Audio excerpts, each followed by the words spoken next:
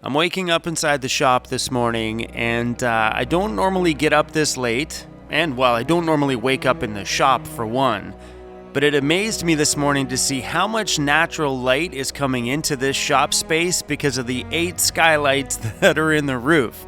It just created this really awesome looking little glow. But today I'm going to finish up the floor on the passenger side of the vehicle. And I'm really kind of feeling this morning like I shouldn't have band-aided the situation, that I should have actually cut out more metal than I did yesterday. This is awesome. One touch Americano. Set that to Americano. One touch. It makes the espresso and adds the water. Coffee done in one touch of a button.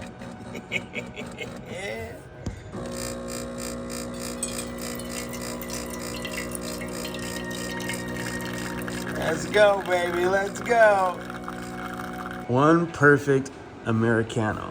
Okay, let's go check on this floor. It's all good. Now we can run a bead of seam sealer around there this morning and let that dry. I don't know what I'd do without this shop, let me tell you. So running the seam sealer is just gonna add a layer of protection from the inside here to make sure that nothing gets on the top of that weld ever. So if water ever hits it, it's going to stay away from the weld. Not only are we going to do a seam sealer on the inside of this weld, we're doing one on the underside as well too. I want to make sure this is protected from both sides as best we can. And I'm also painting the bottom side of it as well. Watching this thing after the fact just makes me think I should have spent more time with that body mount section instead of just putting spot welds to hold it down and cutting out the major parts of the rust and leaving it. I should have cut literally 3/4 of the passenger floor out and did it right. But hey, you know, I've been in my van going on 6 years this coming September, and if a couple band-aids help me get another 5 more years, I'm okay with that. And with the magic of editing, the floor and stuff is all dry and ready to be put back together. I was pretty frustrated on the last video about the floor, but it's weird that now that I get things all fixed up, repainted, that side welded up, how much better this stuff feels. Oh, guys. Feels so much better and I haven't even done anything. So good. So a while ago I bought these little DJI wireless microphone things, and then I broke this little connector piece on there, that piece right there, and they didn't make these for sale, so I actually ended up ordering from customer service 10 of them, and I got lots now. So we're gonna plug this in because what I think I wanted to say was, because if I plug in the microphone, I'll get better audio when I'm on the move instead of running around with my camera. I can run around and talk without the camera in hand all the time. But in order to capture that good audio, I need to plug that silly microphone in all the way. And I didn't, and I lost all the audio for the rest of the entire day. I thought I was being cool by plugging in the mic. Turns out, just a total fail. Anyway, guys, we're putting in the air compressor, screwing it to the floor. Yes, new holes in the new floor, but that's where it's mounted. I did seam seal those screws from the bottom, but I'm glad that this audio wasn't captured, because a lot of my thoughts that I put in this video that were captured on that silly audio, I don't feel that way today. So let's bring this into today. Look at me, I can't speak. Anyway, guys, this is today. Buddy. Hi, buddy. Hi, buddy. Hi, buddy. I am actually really happy that this little mic system didn't work yesterday. I said some things while I thought this was recording that I don't feel anymore. So if you caught the last video, you seen I was a little bit frustrated with my van, and in that frustration, because I hold my camera in my hand, you guys hear everything as it happens, including every thought that goes in here. I was really just ready to tap out. Not really, but in the moment, in that frustration, you get done with things, and I just wanted to walk away from it. So after finishing up the floor, which I finished the floor, it's all done. I don't think I'm gonna band-aid floors ever again. No more am I gonna do what I just did to the passenger side, which was just band-aid it, cut out the rusty parts and weld in a new piece. And if the body mount cup wasn't working, I welded around it and forget it, it's gone. I'm not gonna do that anymore. And even on this job here, I should have cut it probably 12 inches farther than what I did. I only chopped out what was rusty just to band-aid it and be done, instead of chopping out more of it. And I think what's gonna happen is that metal was weldable, but it wasn't perfect. And I think what's gonna happen is in years to come, that part of the floor that wasn't perfect will be the next hole. So next time, I'm not gonna band-aid them. I'm gonna take the time, I'm gonna take the downtime with the van. Instead of doing it in a couple day job, I'm gonna take the week job that it's gonna be, stay in the shop here for the week, chop the whole floor out of it, and do it properly next time. But a part of doing it properly is fixing that body mount, I don't know what you wanna call it, cup. So inside's all the sheet metal, but then it's got this little divot, this little cup that goes down where the body mount bolt is in. And they don't make those, they don't make floor pans for the Ford Econoline. Trust me, I've looked far and wide. And they make them for the Ford E-Series vans, and even found one online that says Ford Econoline floor pans. You get there, I'm like, no, that's not a Ford E350 floor pan. That's a Ford F350 floor pan for the truck. Because it says back ones, which are small, and front ones, and they don't even look like the Ford Econoline, so they were listed wrong from whatever company had them posted. I was stoked a long time ago when I found them. I'm like, those are for the Ford truck. So those little cups, because when you go to a wrecker and you look at the floors, most of them are rusted at the wrecker, so you can't salvage that body mount cup. But I just found out yesterday that all the body mounts that are in the back cargo van, so in the back of the cargo van, when you open up the doors, the floor has body mounts. I think there's like 6 of them or so in the back of the vehicle. Those cups are the same cups that are in the front. So I was thinking about going to the auto wrecker, finding all the cargo vans, chopping out that big square piece of metal around that cup, and just keeping them in a box here for situations like another floor arises, because I'm pretty sure there's gonna be plenty more Ford Econolines in this shop, that we will now have lots of cups so we can properly fix the floor. We'll cut every ounce of even questionable metal out. We'll redo that body mount cup and do the floors properly so they will last like a long time. See, this Band-Aid situation might only last me 5 more years before there's another hole in the back side of it. So no more Band-Aids. I'm gonna start doing things right from now on. But today I got a phone call from my buddy Badge. Badge, thank you for the call. He said he has a friend of his here on Vancouver Island that has this plasma cutter sort of water, I don't know, whatever kind of machine that can make me anything. So my thought was maybe this guy can take maybe 2 foot by 2 foot square pieces of sheet metal and make me that cup, that little cup in the middle, that right smack dab in the middle of it.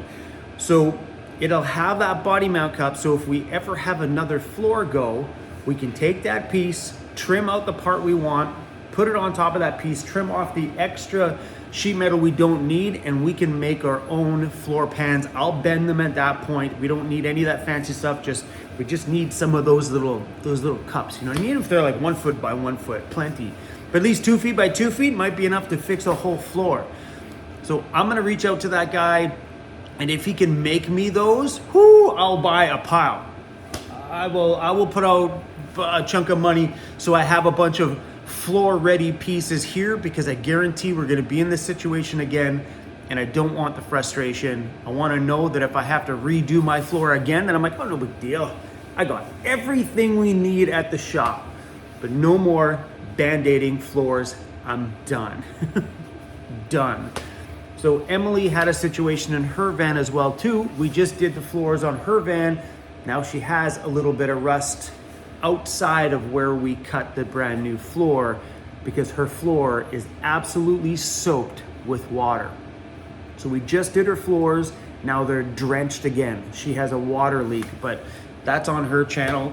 She went through, we kind of did it up again yesterday, but so you got to take a look at where this water is coming in from. And, you know, is it condensation because it's getting trapped in there? Or is it a leaky windshield? Or Emily's was coming up in a little weird spot from underneath, I think. We don't know. But find out where that water is coming in from. So far on my driver's side, I drove it out there in the rain the other day. There's no water on my floor so far, but I'm going to keep an eye on it. So after yesterday's video, Sander, the guy that helped me weld in the driver's floor, which stayed and did really well, except for around the body mount part, which is the same situation. When he welded in that floor, we didn't have that little cup section, so we just welded it to the existing rusty cup, so it is rusting around a little bit there. But for the most part, that driver's floor rocked it. It's done very, very, very well. But Sander reached out after watching my video yesterday, and he gave me a piece of advice that just made sense. Chrome, get rid of your vinyl floor. That vinyl floor that's over top is your problem. I'm like, what do you mean? I just put that brand new vinyl top on my van. He's like, it's not letting it breathe. And this made total sense to me. I've owned a lot of vehicles in my time. I've owned a lot of like older cars too, like being in my lowrider days, had some older cars. And when you pulled up the carpeting to put nice new carpeting in there, because you build them into show cars, there was never rust underneath the floors. If it was a little bit of surface rust, no big deal, nothing major.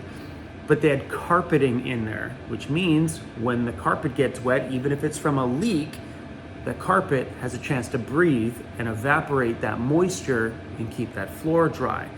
He told me, get rid of that vinyl floor. It's trapping in too much moisture and not allowing it to breathe. Get rid of it. So I think I'm gonna do that. It's sad because I just did the vinyl floor in the ambulance. They were like $300 or $250 for that floor.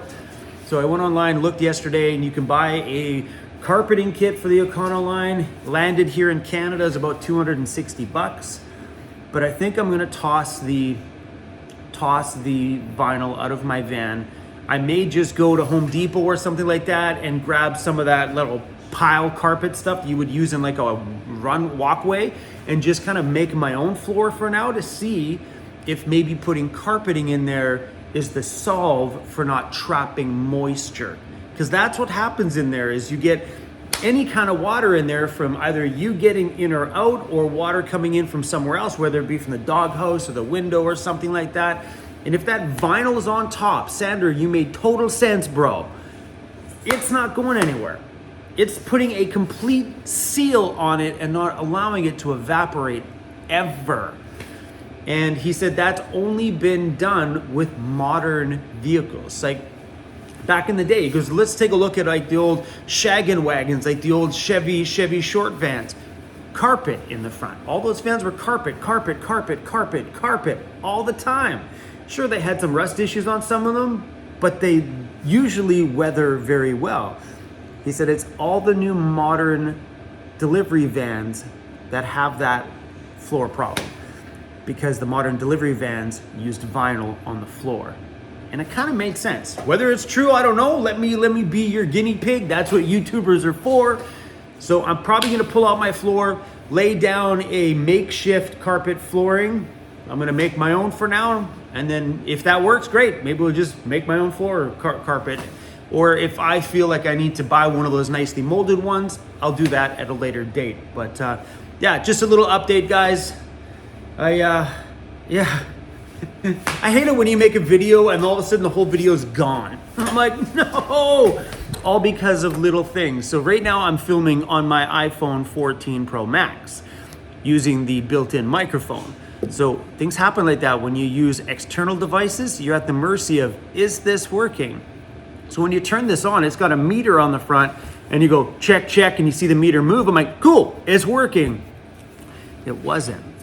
just because of that little bugger was sticking out that far. I will never do that again.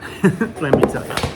Anyway, you guys, thanks for watching, and or if you know somebody out here, maybe this guy in Vancouver Island that can make me those little things, those little cups out of metal.